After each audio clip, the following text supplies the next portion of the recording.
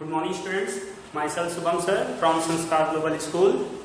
In this video, we read about comparing quantities of class 7 and it is chapter 8 according to NCERT. और this is a part 1, ठीक है, यानी ये video का पहला भाग है। इसमें जो सबसे पहली हेडिंग आती है वो होती है कि आपका रेशियो।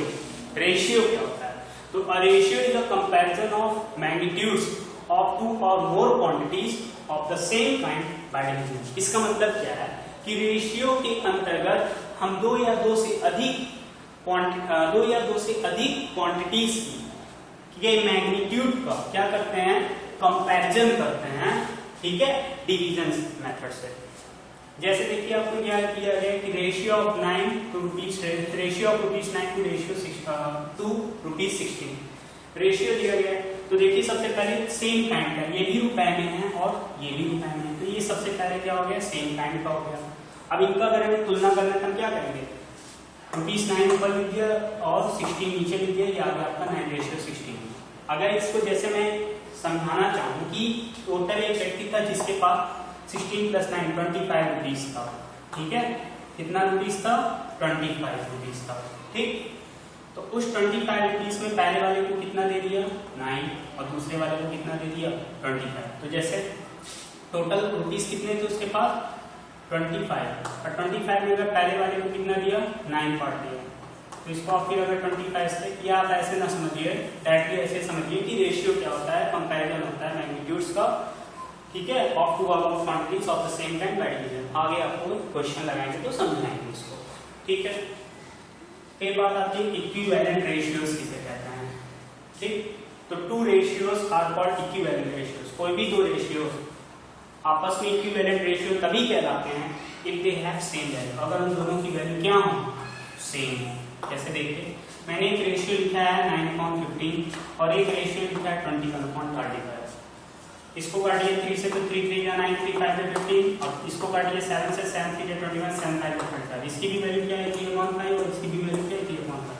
तो इक्विवेलेंट रेशियोज ऐसे रेशियोज होते हैं जिनका वैल्यू सेम होता है। जो आपको एक बात इसमें ध्यान रखनी है कि रेशियो की यूनिट नहीं होती है, ठीक है, रेशियो की कोई भी यूनिट नहीं होती है।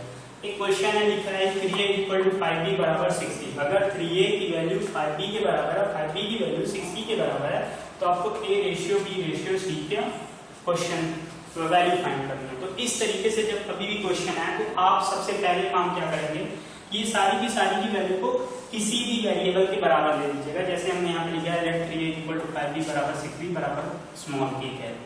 तो यहाँ से a की वैल्यू क्या निकल गया, k/3, b की वैल्यू क्या निकल गया, k/5, c की वैल्यू क्या निकल गया, k/6, ठीक। अब अगर हम इसको therefore a ratio b ratio c लिख सकते हैं, a की value k/3 ratio k/5 ratio k/6, कि सब मिलता है इसलिए कट।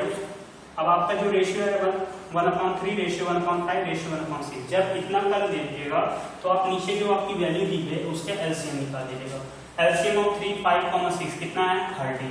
जो एलसीएम है उसको प्रत्येक रेशियो से क्या कर दीजिएगा, मल्टीप्लाई कर दीजिएगा। जैसे 1/3 × 30 रेशियो 1/5 × 30 रेशियो 1/6 × 30। तो 3 × 30, 5 × 6 = 30, 5 × 6 = 30, ये हो गया आपका 3 × 30, ये हो गया आपका 5 × 6 = 30, और ये आपका हो गया 6 × 5 = 30। तो a ratio b ratio c की वैल्यू आपकी आ गई है 10:6:5। 3 × 30, 5 × 5 = 25, 5 × 6 = 30 और 6 × 5 = 30। ये क्वेश्चन इस तरीके से आपका सॉल्व होता है। नेक्स्ट आती है हेडिंग आपकी कि प्रोपोर्शन क्या होता है, प्रोपोर्शन, ठीक है। तो an equality of two ratios is called proportion. अगर दो रेशियोज के बीच में इक्वालिटी ही क्या कहलाता है, प्रोपोर्शन कहलाता है। यानी सिंपल में अगर कहें कि अगर दो रेशियोज आपस में बराबर होते हैं तो क्या कहलाते हैं, आपके प्रोपोर्शन में कहलाते हैं। और अगर आपको थोड़ा सा इसको क्वांटिटीज के रेस्पेक्ट में समझाएं कि अगर आपको 4 क्वांटिटी दे दी जाए, पूछा जाए कि वो आपस में प्रोपोर्शन है या नहीं, तो क्या होता है, देखिए 4 quantities a, b, c and d are said to be proportion. कोई भी 4 क्वांटिटीज प्रोपोर्शन में तभी कहलाएंगी अगर a रेशियो b बराबर हो क्या, c रेशियो d, यानी a d का जो प्रोडक्ट हो वो bc के प्रोडक्ट के बराबर होना चाहिए। अगर ऐसा होता है, इसे एक और बोलते हैं इनके प्रोडक्ट को प्रोडक्ट ऑफ स्ट्रिंग बोलते हैं और अंदर वाले प्रोडक्ट को प्रोडक्ट ऑफ मीन्स बोलते हैं। ठीक है, इस पे क्वेश्चन मैंने लिखा है कि find the value of x, हमें x की क्या करनी है, वैल्यू निकालनी है। कब, अगर ये बताया गया कि ये दिया गया वैल्यू आपका क्या है, प्रोपोर्शन में, प्रोपोर्शन में यानी ये दोनों आपस में बराबर है। 1/6 रेशियो x प्रोपोर्शन 1/2 रेशियो 1/5। तो आप क्या करेंगे, क्रॉस प्रोडक्ट रूल लगाइए, इसका मल्टीप्लिकेशन आप क्या करिए, इसके साथ कर दीजिए। ठीक है, इसका प्रोडक्ट आप इसके साथ कर दीजिए और इसका प्रोडक्ट इसके साथ। ठीक है, 1/6 मल्टीप्लाई बाय 1/5 x इंटू 1/2। तो यहाँ पे आपको x को फ्री करना है, इसलिए हम इस 2 को इधर ट्रांसपोज करेंगे। अब आपको पता है कि जब कोई भी चीज LHS से RHS में ले जाते हैं तो वो उसका साइन क्या हो जाता है, चेंज हो जाता है। यहाँ पे 2 क्या हो रहा है, मल्टीप्लाई डिवाइड हो रहा है, जब इधर जाएगा आपका क्या हो जाएगा, 2 मल्टीप्लाई हो जाएगा। 2 1 is 2, 2 3 is 6। यहाँ से x की वैल्यू क्या है, 1 × 1 1, 3 5 15। ठीक है, नेक्स्ट हेडिंग है आपकी परसेंटेज। परसेंटेज क्या होता है, तो परसेंटेज एक फ्रैक्शन होता है जिसका डिनोमिनेटर हमेशा क्या रहता है, 100 रहता है। यानी परसेंटेज के अंतर्गत, यानी परसेंटेज एक ऐसी वैल्यू होती है जिसको हमेशा फ्रैक्शन के फॉर्म में लिखते हैं, लेकिन इसमें जो डिनोमिनेटर होता है वो आपका हमेशा क्या होता है, 100 होता है। जैसे एक एग्जांपल मैंने लिया है कि Avneesh got 87 marks out of 100। Avneesh एक बच्चा है जो कि 87 मार्क्स आता है किसी सब्जेक्ट में 100 मार्क्स में से। तो आप इसको ऐसे लिखते हैं 87 आउट ऑफ 100 लिखा आपने। इसको अगर आप डायरेक्टली लिखना चाहें 87% भी लिख सकते हैं, क्योंकि अभी मैंने बताया कि परसेंटेज एक ऐसी फ्रैक्शनल वैल्यू होती है जिसका डिनोमिनेटर हमेशा क्या होता है, 100 होता है। तो it can be written as 87%। ठीक है, अब आता है नेक्स्ट हेडिंग आपका कि कन्वर्टिंग परसेंटेज इनटू फ्रैक्शन, कि किस प्रकार से आप किसी भी फ्रैक्शन को, किसी भी परसेंटेज को फ्रैक्शन में बदलेंगे। तो आप ध्यान रखिएगा, कुछ नहीं करना होता है। अगर आपको किसी भी परसेंटेज वैल्यू को फ्रैक्शन में कन्वर्ट करना होता है तो रिप्लेस द परसेंटेज साइन, तो आप परसेंटेज साइन को हटा देते हैं और उसकी जगह पर 1/100 लगा देते हैं या मल्टीप्लाई कर देते हैं, और इतना करने के बाद आप उसे क्या करते हैं, reduce it to simplest form, उसे सिंपल फॉर्म में लिख देते हैं। जैसे मैंने यहाँ पे लिखा है 20%, ये मेरा क्या है, कि परसेंटेज के फॉर्म में वैल्यू है, उसको मैं किस फॉर्म में चेंज करना है, फ्रैक्शन में फॉर्म में चेंज करना है।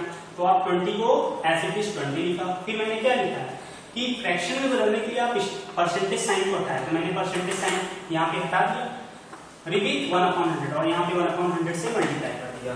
ठीक, इसके बाद इसको सिंपलेस्ट फॉर्म में कर दिया, 21 × 20, 25 × 100। तो इस प्रकार किसी भी परसेंटेज वैल्यू को आप फ्रैक्शन में चेंज कर सकते हैं। ठीक है, नेक्स्ट हेडिंग है आपकी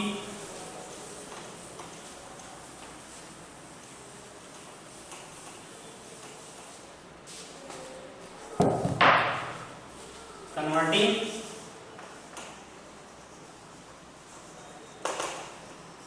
फ्रैक्शन, कन्वर्टिंग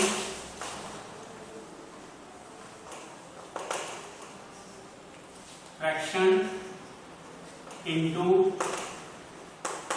परसेंटेज, कि कैसे किसी फ्रैक्शनल वैल्यू को आप परसेंटेज में चेंज करते हैं। तो यहां भी आप वही रूल अप्लाई करेंगे, to convert a fraction into percentage. अगर आपको फ्रैक्शन को परसेंटेज में चेंज करना है, to convert a fraction into percentage, multiply the fraction by 100 and put percentage sign। ठीक है, यानी अगर आपको किसी भी फ्रैक्शन को परसेंटेज में चेंज करना है तो आप सिंपल से उसमें 100 से मल्टीप्लाई करेंगे और परसेंटेज साइन लगा देंगे। जैसे 3/4 है, इसको आपको किस फॉर्म में चेंज करना है, परसेंटेज के फॉर्म में चेंज करना है। तो आप यहाँ पे क्या करेंगे, सबसे पहले 100 से मल्टीप्लाई करेंगे और परसेंटेज का सिंबल लगा देंगे। देखिए 4 1 = 4, 4 2 = 8, 4 5 = 20, 25 3 = 75%। ठीक है, ये आपको क्या था, फ्रैक्शनल वैल्यू थी और परसेंटेज में आपने चेंज कर दिया। ठीक है, थैंक यू।